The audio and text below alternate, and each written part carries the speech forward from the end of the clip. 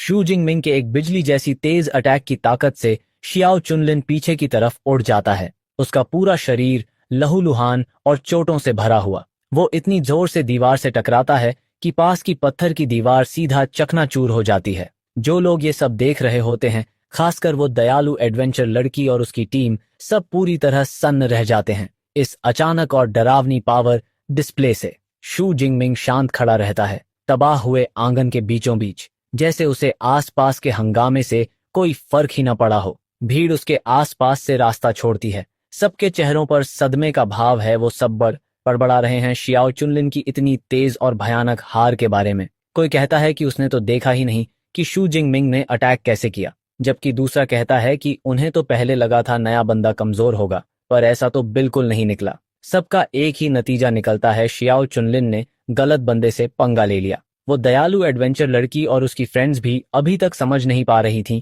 कि उन्होंने अभी क्या देखा। लड़की मानती है कि वो भी उसकी मूवमेंट्स पकड़ नहीं पाई। उसकी ब्लॉन्ड साथी गंभीर होकर सीन को देखती है और बोलती है कि शियाओ चुनलिन के पैर और पेल्विस तो पूरी तरह टूट चुके होंगे। वो कहती है कि अगर वो बच भी गया तो भी अब वो एक ट्रक फाइटर रहेगा। दयालु लड़की कहती है कि शू जिंगमिंग न सिर्फ बेहद स्ट्रांग है, बल्कि काफी रुथलेस भी। सच में वो मोडू सुपर पावर यूनिवर्सिटी का स्टूडेंट ही लगता है। जब उसकी साथी पूछती है कि उसे कैसे पता, तो वो बताती है कि उसने उसकी कॉम्बैट सूट को पहचाना, जो सिर्फ उसी यूनिवर्सिटी के एक्सक्लूसिव गियर में से एक है। उसकी पावर से इम्प्रेस होकर वो दयालु लड़की, जिसे उसकी फ्रेंड शियाओ चियान बुलाती है, कहती है कि हमें उसे अपनी टीम में भर्ती करने की कोशिश करनी चाहिए, क्योंकि हमारे पास एक अटैकर की कमी है। उसकी टीममेट तुरंत मना करती है, याद दिलाते हुए कि जब उन्होंने अपनी ऑल फीमेल टीम बनाई थी तो उन्होंने तय किया था कि सिर्फ लड़कियां ही मेंबर होंगी। बाकी टीममेट्स मजाक में शियाओ चियान को चिढ़ाते हैं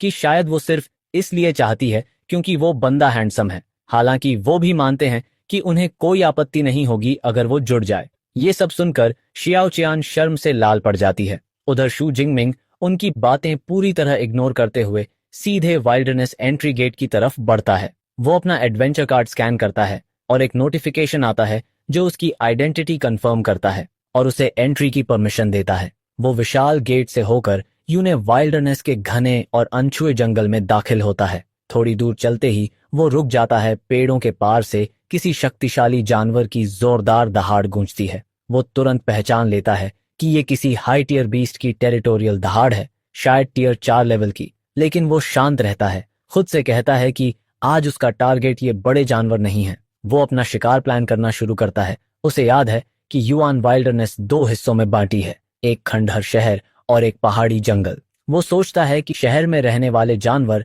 आमतौर पर कमजोर होते हैं, इसलिए वहीं से शुरू करना परफेक्ट रहेगा ताकि वो जल्दी एबिलिटी पॉइंट्स इकट्ठे कर सके। वो अपने स्मार्ट वॉच पर एक होलोग्राफिक मैप ओपन करता है और पास का लोकेशन ढूंढता है। पिंग आने काउंटी डेटा दिखाता है कि उस एरिया में ज्यादातर टियर 2 बीस्ट्स हैं, कुछ ही टियर 1 और उससे ऊपर के कोई नहीं। बड़े इलाके में लगभग 5 से 600 बीस्ट्स का अनुमान है, तो वो तय करता है कि यही बेस्ट हंटिंग ग्राउंड रहेगा।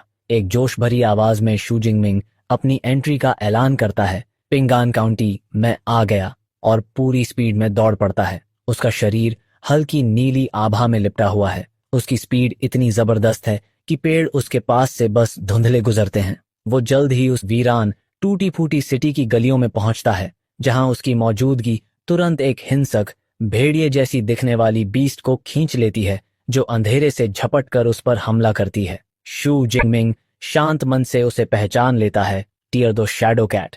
वो मुस्कुराता है, काफी टाइमली डिलीवरी है एबिलिटी पॉइंट्स की। लेकिन जैसे ही वो फाइट शुरू करने वाला होता है, अचानक अपने सीने को पकड़कर झुक जाता है। उसके अंदर थंडर टायरानोसोरस के खून से उठती हिंसक निगेटिव एनर्जी जाग जाती है, जो उसे एक जबरदस्त किलिंग ऊर्जा से भर देती है। वो समझ जाता है कि जितना वो इसे दबाने की कोशिश कर रहा है, ये उतनी ही तेजी से हावी हो रही है। एक पागलपन भरी मुस्कान उसके चेहरे पर फैलती है और वो सोचता है, अब बहुत हो गया दबाव। अगले ही पल वो पूरी ताकत से अपने अंदर की बिजली को आजाद कर देता है।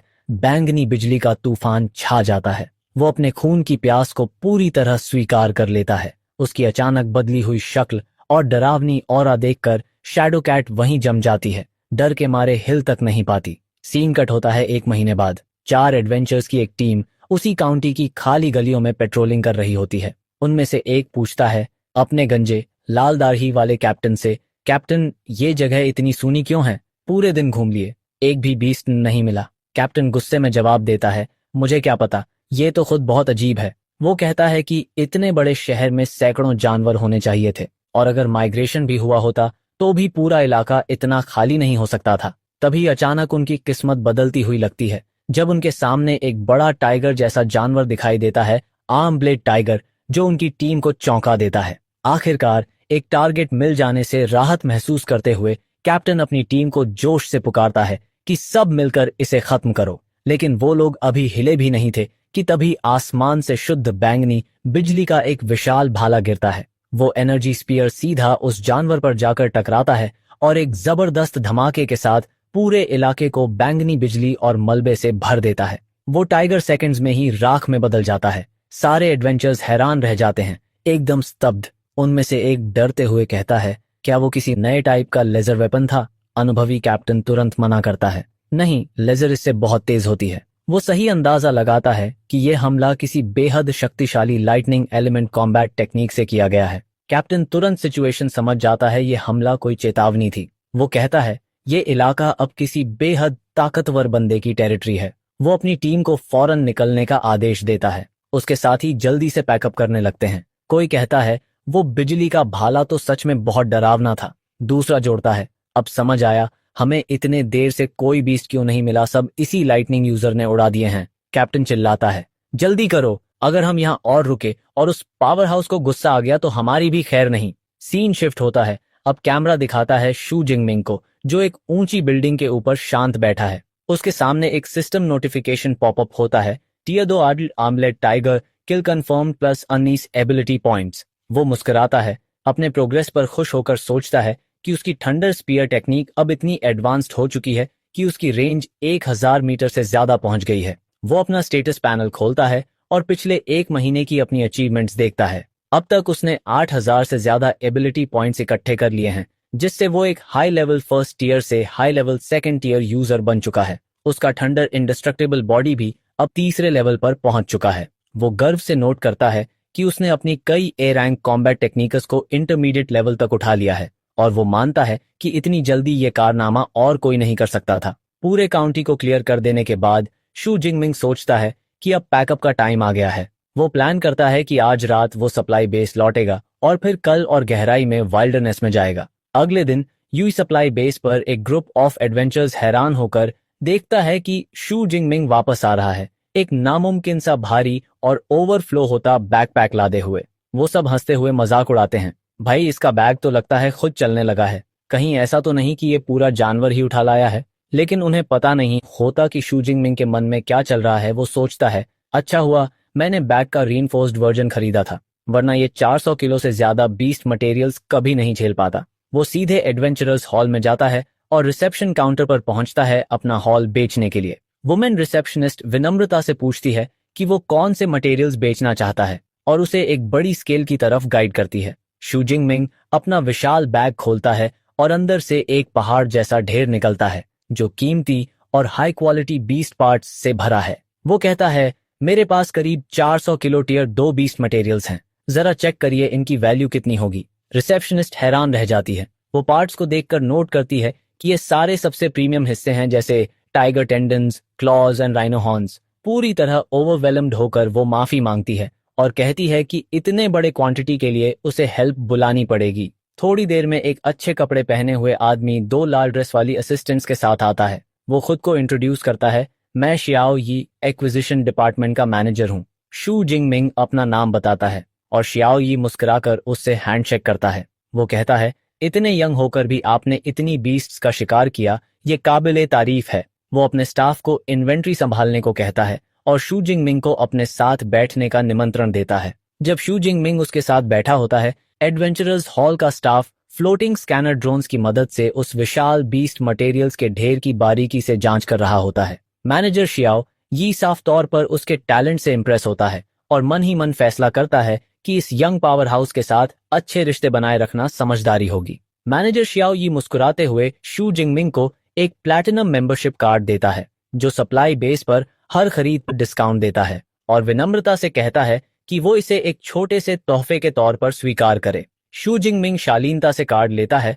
और मैनेजर का शुक्रिया अदा करता है। थोड़ी ही देर में एक महिला कर्मचारी अंतिम इन्वेंट्री रिपोर्ट लेकर आती है। वो बताती है कि उन्होंने कुल 89 हाई टियर, 107 मिड टियर और 221 लो टियर टियर 2 बीस्ट मटेरियल्स गिने हैं। ये जबरदस्त नंबर देखकर मैनेजर अंदर ही अंदर हैरान रह जाता है, सोचते हुए क्या इस लड़के ने अकेले ही पूरा 20 लेयर साफ कर दिया। फिर वो वापस अपने क्लाइंट की तरफ मुड़ता है और फाइनल वैल्यूएशन पेश करता है। कुल वैल्यू 24.76 मिलियन। वो मुस्कुराकर कहता है, चलो इसे 25 मिलियन राउंड कर देते हैं। शू जिंगमिंग शालीनता से उस ऑफर को स्वीकार करता है। कुछ ही पल बाद शू जिंगमिंग के फोन पर एक नोटिफिकेशन आता है, पेमेंट कंफर्म हो चुकी है। अब उसके बैंक अकाउंट का बैलेंस 29 मिलियन से ऊपर पहुंच चुका है। वो हल्की मुस्कान के साथ सोचता है, लगता है मैं रातों रात अमीर बन गया। जाते वक्त मैनेजर शियाओ ये उसे अपनी बिजनेस कार्ड देता है और कहता है, कभी टाइम मिले तो चाय पर जरूर आइए।